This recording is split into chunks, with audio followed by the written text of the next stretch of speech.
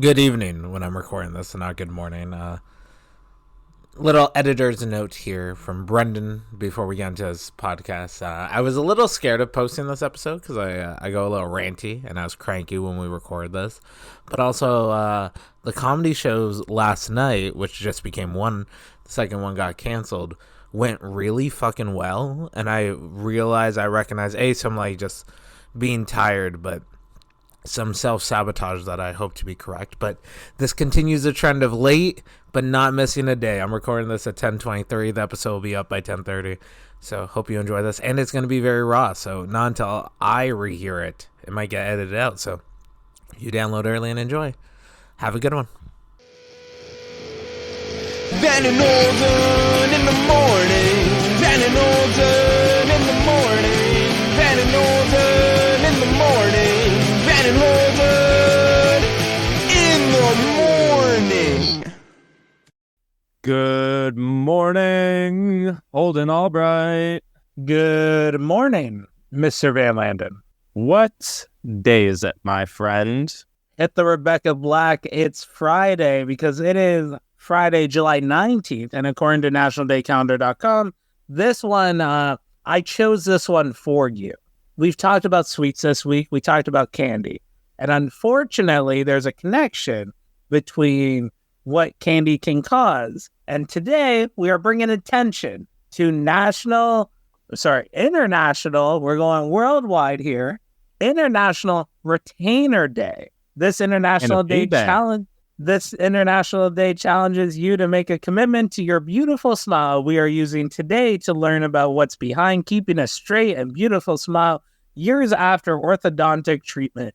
Your retainer. Retainers were invented in the early 1900s and help stop teeth from shifting so your smile stays nice and straight. If you don't wear your retainer after orthodontic treatment, your teeth tend to shift. They may even relapse to their old crooked position.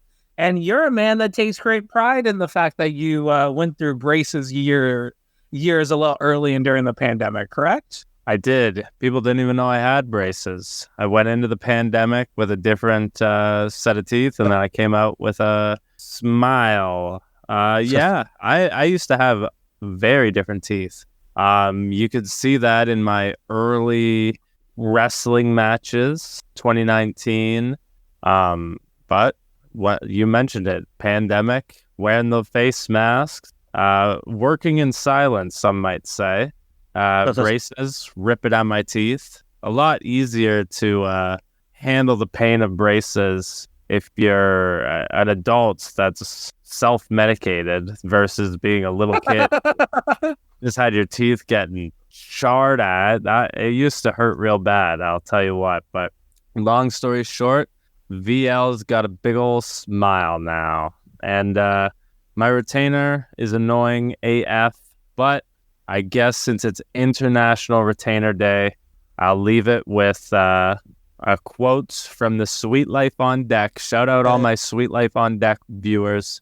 And that's Retainer baby! Retainer baby! Listen to tomorrow's discussion with Victoria Butler where we talk about dating apps, and Van brings up that he wasn't pretty until later on, which is a very sweet quote from there that I had to clarify my drug use on that chat tomorrow. Because we've already we've recorded that interview and we told her it wasn't going to be on camera, so we can skim it of it not being YouTube week. It was a great discussion, and because we don't do any national days, you're not going to get any intro besides the intro we give in that one. So stay tuned. But before then, we got to talk today's topic. You going to add anything? Nothing. It's me, the barn burner Van Landen, and this weekend, July 20th, you can catch me at Barry Wrestling Summer Brawl, defending my Three Pistols Championship in an open challenge. Doors are 4:30, bell time 5. But wait, there's more. July 20th, also Hamilton. Pro Wrestling Ontario presents Danger Zone. Empire will be taking on the Nazi Mafia, as well as Airstrike XL in a trios ladder match for the trios championships. Doors are 6:15. Show starts at 7. Sunday, July 21st, Great Canadian Wrestling invades Midland at the North Simcoe Sports Complex. Doors 5:30, bell time 6. Van Landen will be defending the Ontario Independent Championship against the Lil Murder Machine, Travis Moore. 3 shows, 3 chances to see Van Landen in your town. Friday. This is our last topic of this recording. You'll hear us talking tomorrow, but we'll be talking about dating apps with our good friend Victoria Butler, poet, officiant, bunch of stuff. Your mic's getting a little crackly all of a sudden. I think that's my knees hitting the cord. Is that a little better? Right away, yes. Okay. Then it was definitely the cord. Gotcha. Okay. Yeah, sounding better. So this has been put off for a minute. It's not the Taylor Swift concert review, but it's my social media versus social networking rant. Here we go. I've been waiting for this one.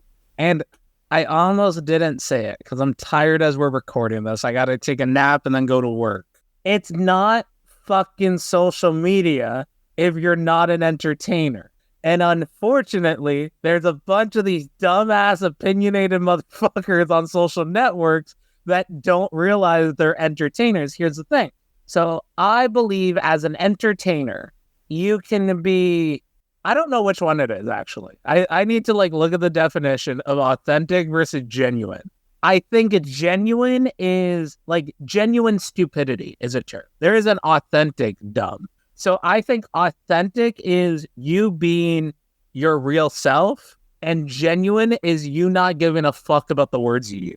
So when you're at a therapist and you're trying to figure out the things you want to say, and you're tidying up the language to be nicer and whatever, or you're with your boys having some fucking vibrations and libations, I believe they're called, and you're just spouting off, and you're not saying stuff that will get you canceled, but you're saying language that will get someone to talk to you and say, you're a better person. You don't need to use these words. And I will admit, I am 100% the person that will tell you, you do not need to use this language. But when I tell people, I grew up loving hip hop music. I grew up being the token white friend. The amount of times I've been called the N-word, just passively. When I tell people I need to make sure I want to use courage instead of balls. I want to use coward instead of pussy when I'm using language. When I tell people I pause, and if I ever say this motherfucker, definitely was supposed to be the N-word. But I have all these motherfuckers telling me it's okay to use it. It's not. It's not okay to use it because situations, if the black community wants to take it back, that's another thing. But it's never a black person telling me it. It's always someone that's a darker skin tone. And I've now realized brown Mexican, brown Pakistani, and light-skinned black are different browns. I now understand that. But if you are not saying the words you would use in real life because you don't want a conversation, you don't want to belittle someone, you are not being genuine. Because genuine means you're not going to be judged. So you go on social media now.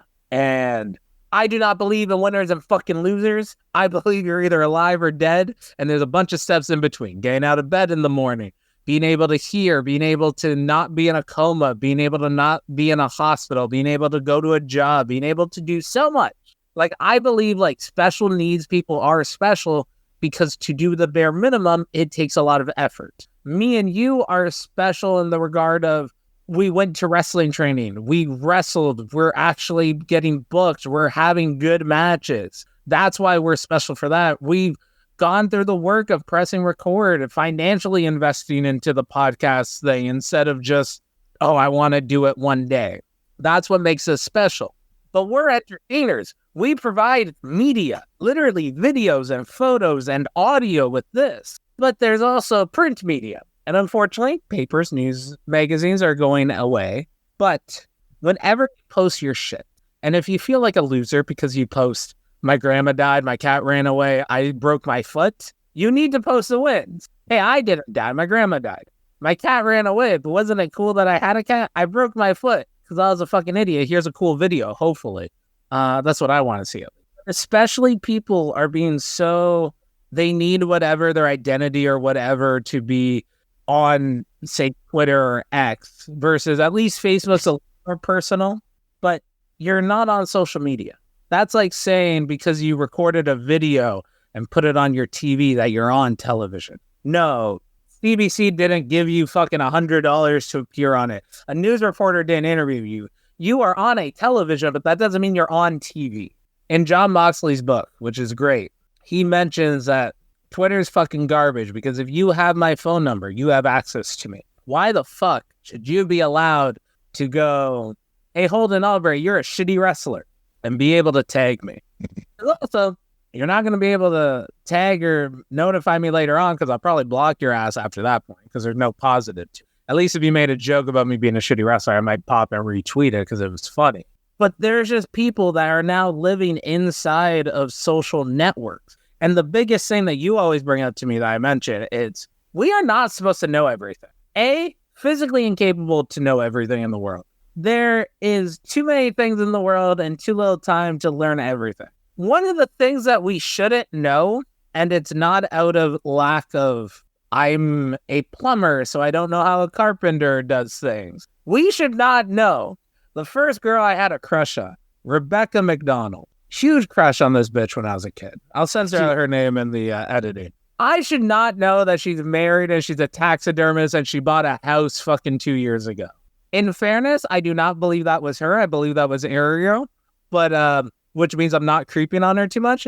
There is one person, and you've seen them, that I do creep on from elementary school, and it's not because I want to fuck them. It's just because they make me feel better about my looks. It's totally a vain thing.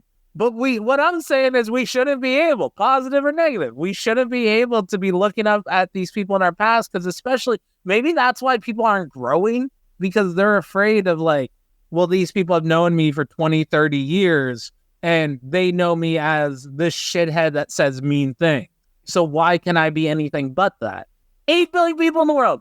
You can fuck over 4 million of them. There's another 4 billion. I meant billion and said million. You can fuck over a bunch of millions of people. There's still billions out there. Just don't fucking, it's not real. Nothing in the world is real. It's all fugazi. Just fucking, there's one dude who once like did a gimmick voice to me at a show, and I was tired and I literally didn't understand what the fuck he said. And he's like, oh, sorry, I'm using my gimmick voice. You're a fan, bro. You don't have a fucking gimmick voice. I also believe the natives were correct about the photos steal a piece of our soul. But unfortunately, it's not just photos and videos anymore. It's also like our content with tweets and shit like that. So we're all going soulless, which is great for me because don't believe in a heaven or hell. Think the light switch just turns off. Power bill stops being paid when we die. So see you all in hell or purgatory, wherever we're going to chill. Goodbye.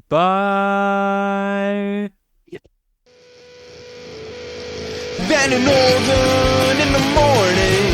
Van and Holden in the morning. Van and Holden in the morning. Van and Holden in the morning. This is Holden Albright, also known as Brendan Caulfield, legally.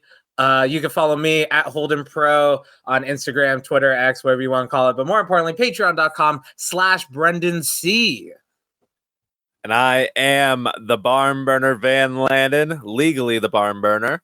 And you can find me everywhere at the Van Landen, TheVanLandon. Search me up anywhere and everywhere. You will find the Barn Burner Van Landen.